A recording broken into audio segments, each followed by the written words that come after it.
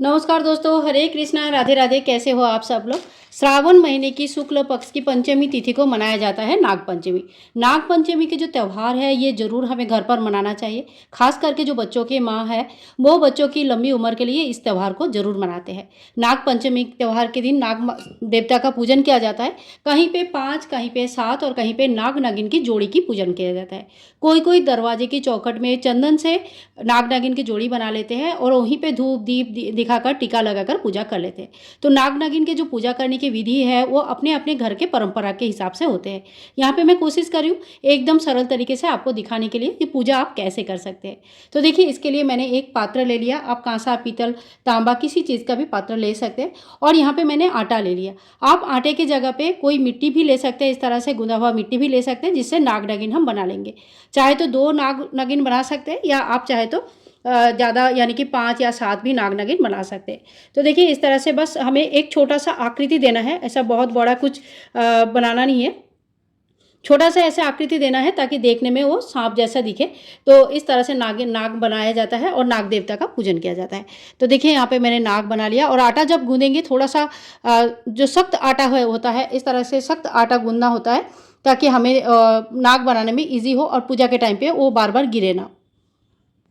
तो यहाँ पे देखिए, मैंने नाग देवता बना लिया है। तो आपको जैसा भी आकृति बनाना आता है उस तरह से आप नाग देवता बना सकते हैं। साथ ही में इस तरह से हमने नागिन भी बना लिया है। आप इस तरह से नागिन भी बना लीजिए। आप चाहे तो 5 नाग देवता बनाकर भी पूजन कर सकते हैं या 7 नाग देवता बनाकर या कहीं पे फोटो काजल से नागिन बनाकर भी पूजन कर सकते हैं। तो यहाँ पे हमने नाग नागिन के जोड़े को बना लिया है। इसके बाद हमें दिया प्रज्वलित करनी है।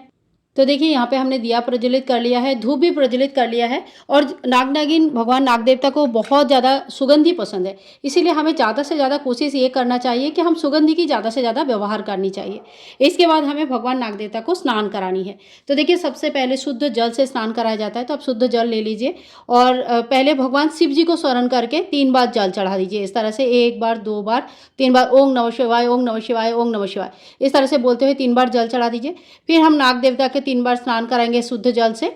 और उसके बाद नागिन माता रानी को भी इस तरह से स्नान कराएंगे 3 बार शुद्ध जल से। और दूध से स्नान कराया जाता है। देखिए, दूध से स्नान कराना बहुत ही शुभ माना जाता है। तो इस तरह से हम दूध से भी स्नान करा देंगे और दूध से स्नान कराने के बाद हम फिर से शुद्ध जल से स्नान करा देंगे। तो इस तरह से नाग देवता को स्मरण करते हुए शुद्ध जल से हम उनको स्नान करा देंगे। पूरे दूध में डूबे हो जाना चाहिए ताकि मतलब नाग नागिन को ना दूध बहुत प्रिय होते हैं। इसके बाद हम इनको टीका करेंगे। टीका के लिए चंदन के पेड़ों में आपने पता ही होगा कि कितने नाग नागिन के बास होते हैं। तो चंदन बहुत ही प्रिय होते हैं क्योंकि चंदन का जो खुशबू होती है ना वो उनको बहुत ज़्यादा प्रिय होते हैं। तो यहाँ पे मैं अच्छी तरह से चंदन लगा दूंगी। और चंदन के बाद हमें लगानी है रोली और कुमकुम। तो यहाँ पे आप हल्दी भी लगा सकते हैं, हल्दी भी लगा सकते हैं। हल्दी बहुत शुभ माना जाता है। तो यहाँ पे मैंने हल्दी लगा दिया है नाग नागिन के जोड़े को। आप 5 नागिन का भी पूजा कर सकते हैं, बार बार बोल रही हूँ। और इसके बाद जो है ना हमें कुमकुम लगानी है। तो यहाँ पे देखिए, मैं यहाँ पे कुमकुम लगा देती हूँ। तो इस तरह से नाग नागिन की पूजन हमें घर पर ज़रूर करनी चाहिए। आप चाहे तो अगर ऐसे मूर्ति नहीं बना सकते तो आप फोटो में भी पूजा कर सकते हैं। इसके बाद हमें वस्त्र अर्पण करना है। तो देखिए, वस्त्र हम लेंगे और वस्त्र लेने के बाद जो इत्र होते हैं ना, अगर आपके पास इत्र है तो वस्त्र में इत्र लगाकर जरूर अर्पण कीजिए। इस तरह से हम इत्र लगा लेंगे क्योंकि सुगंधी, मैं बार बार बोल रही हूँ, नाग देवता को प्रसन्न करने के लिए सुगंधी की ज़्यादा से ज़्यादा व्यवहार किया जाता है। तो यहाँ पे मैंने वस्त्र के साथ साथ इत्र भी लगा दिया है। ओम नाग देवताय नमो नमः, ओम वस्त्रम समर्पयामि, इस तरह से बोलते हुए भगवान को, नाग देवता को इस तरह से हमें वस्त्र चढ़ाने हैं। ओम वस्त्रम समर्पयामि, ओम वस्त्रम समर्पयामि, ओम वस्त्रम समर्पयामि, इस तरह से हमने वस्त्र चढ़ा दिया। नाग देवता को इस तरह से वस्त्र चढ़ाया जाता है। इसके बाद अगर आपके पास चावल है, चावल टूटा हुआ नहीं होना चाहिए, तो थोड़ी सी हम चावल भी चढ़ा देंगे। इस तरह से नाग देवता के ऊपर चावल चढ़ा देंगे। और फिर अगर आपके पास फूल है तो आप फूल चढ़ा दीजिएगा। देखिए, फूल है तो अच्छी बात है, नहीं है तो कोई बात नहीं, बिना फूल का भी आप इस पूजन को कर सकते हैं। लेकिन फूलों की प्रयोग करना पूजा में अच्छा लगता है देखने में। तो इस तरह से हम फूल चढ़ा देंगे और इसके बाद नाग देवता को भोग लगा देंगे। तो भोग में कच्चा दूध का भोग लगाया जाता है। यहाँ पे मैंने कच्चा दूध का भोग लगाया है। साथ में कोई भी मिठाई का भोग या बतासा, रामदाना या कोई मिठाई अगर आपके पास है तो आप उस मिठाई का भोग लगा सकते हैं। भोग अल्प परिमाण में ही लगाना है, क्योंकि ये जो भोग होता है ना, ये किसी इंसान को नहीं देना होता है, ना ही खुद ग्रहण करना होता है। तो ये जो भोग होता है, इनकी सभी चीज़ों का विसर्जन हो जाता है, इसीलिए अल्प परिमाण में भोग हम अर्पण करेंगे। और इसके बाद देखिए हम थोड़ा सा जो है ना, पूजा में रही कमियों को पूरा करने के लिए दक्षिणा चढ़ाया जाता है। तो थोड़ी सी जो जितना भी हो सके आप दक्षिणा चढ़ा दीजिएगा। और ये जो दक्षिणा है, ये दक्षिणा आप बाद में किसी मंदिर में पुरोहित जी को या पंडित जी को दान कर सकते हैं, या किसी जरूरतमंद व्यक्ति को दान कर सकते हैं। पूजा होने के बाद हाथ में एक फूल ले लेंगे और कहानी सुन लेंगे, नाग देवता का जो कहानी होती है वो कहानी सुन लेंगे, या व्रत कथा कह सकते हैं, जो व्रत कथा होता है ये व्रत कथा सुन लेंगे। तो इस तरह से हमारा पूजा संपूर्ण हो जाता है। जब कहानी पूरा हो जाता है तो इस तरह से फूल को नाग देवता के चरणों में हम छोड़ देंगे, और इसके बाद हाथ जोड़ करके पूरे पूजा में रही कमियों के लिए समय याचना कर लेंगे कि हे नाग देवता, आपके आशीर्वाद सदा सर्वदा हमारे पूरे परिवार के ऊपर रहे और सभी प्रकार के संकटों से आप हमें मुक्ति दे। किसी भी प्रकार का कर्म जो काल सर्प दोष अगर किसी को भी है घर परिवार में, तो आपके आशीर्वाद से उसके निवारण हो जाए।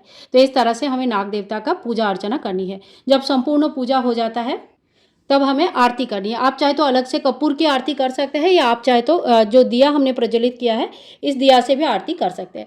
तो देखिए यहाँ पे दिया से हम आरती कर लेंगे। भगवान शिव जी की आप आरती कर सकते हैं, क्योंकि नाग देवता जो है भगवान शिव जी की सबसे प्रिय वस्तु में से एक है। तो भगवान शिव जी की आरती भी कर सकते हैं। और अगर आरती नहीं आती है तो इस तरह से 7 बार ओमकार की आकृति में इस तरह से आपको घुमाना है, और इसे भी आरती ही माना जाता है। पूरा आरती होने के बाद बच्चों को भी आरती जरूर दीजिएगा। बहुत ही अच्छा माना जाता है, बहुत ही शुभ माना जाता है। पूरे घर में आरती को घुमाइएगा, और इस तरह से हमारे नाग पंचमी की जो पूजा होते हैं वो संपूर्ण हो जाता है। देखिए आज के दिन मिट्टी खोदना मना होता है। जो गांव में रहते हैं, गांव साइड में मिट्टी खोदने का काम बहुत रहते हैं, तो आज के दिन मिट्टी खोदना मना होता है, क्योंकि कहीं पे भी सांप का कुछ भी, अगर नाग देवता का कुछ भी अंश रह जाते हैं और उसे चोट पहुंच जाते हैं, हानि पहुंच जाता है, तो काल सर्प दोष लगने की चांसेस होता है। और बहुत सारे मतलब काम ऐसा कभी नहीं करना चाहिए जिसमें नाग देवता को या उनके श्रेणी में किसी भी जीव जंतु को हानि पहुंचे। तो भगवान शिव जी की बहुत ही प्रिय है, तो हमें उनकी मान सम्मान करनी चाहिए। इस तरह से हमारा पूजा संपूर्ण हो जाता है। पूजा होने के बाद आप इस चौकी को हटा सकते हैं। कब हटाएंगे? तो देखिए ये जब दिया शांत हो जाएगा उसके बाद आप चौकी को हटा सकते हैं। ये जो भोग प्रसाद है इसे क्या करना है, तो ये जो थोड़ा सा जल वाले जगह होता है, ये जंगल टाइप के जगह होता है जहाँ पे नॉर्मली सांप वगैरह आते हैं या कीट पतंगे आते हैं, वहाँ पे छोड़ दिया जाता है इस भोग को। आप ड्रोन में लेके इस भोग को वहाँ पे छोड़ सकते हैं। ऐसे नदी नाला में गिराना नहीं है, कहीं ऐसी जगह रख देना है कि कोई भी पशु पक्षी आके उसको खा के चले जाए। इंसानों को इस भोग को नहीं दिया जाता है, ना खुद ग्रहण किया जाता है। ठीक है, तो इस भोग को हम ऐसे करेंगे।